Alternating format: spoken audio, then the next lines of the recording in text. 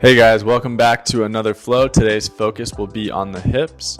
More particularly, we're going to focus on the groin, so the abductors and adductors, internal and external rotation of the hips, just to create some space in your hips and give you a little more freedom and get you feeling a little bit better overall.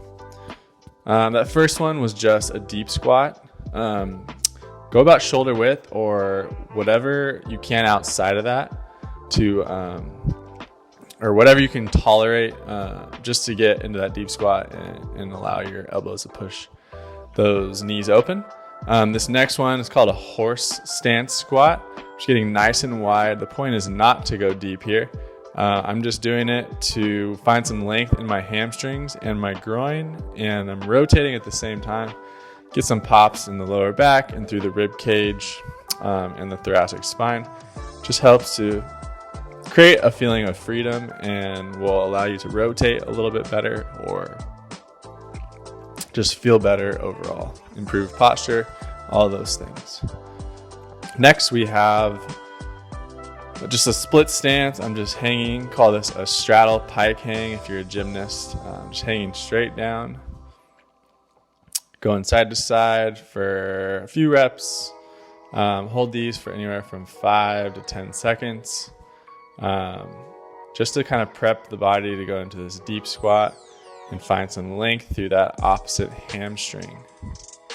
You can see that the leg I'm squatting on, so my right leg here, my toes are actually on the ground, but my heel is up.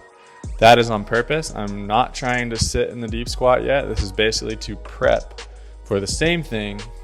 However, our full foot will be on the ground. So I sort of sink back into it right here. A little tight, but still able to get into this position.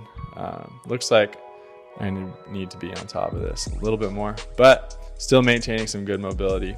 You can't go wrong with a surplus of range of motion, guys. As long as you continue to strength train and sort of strengthen that range of motion that you lengthen, you will be in a really good spot, be pretty pain-free, and just give yourself the freedom to be an athlete or do the things you love. I'm just doing a classic hip flexor stretch here. Don't mistake this stretch for a quad stretch. Unless you are stiff and rigid as a board, you won't really feel a stretch in your quad. It's basically just to open up the hip flexor. And I follow that up with a hamstring stretch.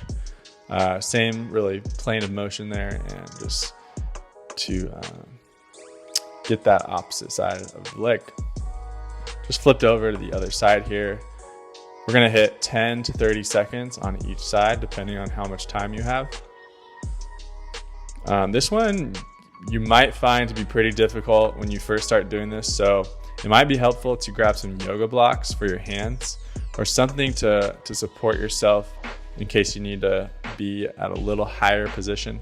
I've been doing this for a while, so I can get down there a little bit. Next is sort of a modified pigeon stretch. Really trying to just open up those external rotators in the hip.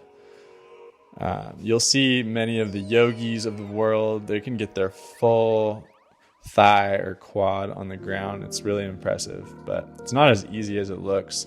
I would say I'm pretty mobile, pretty flexible, but still struggling with this one and just working on it a few times a week.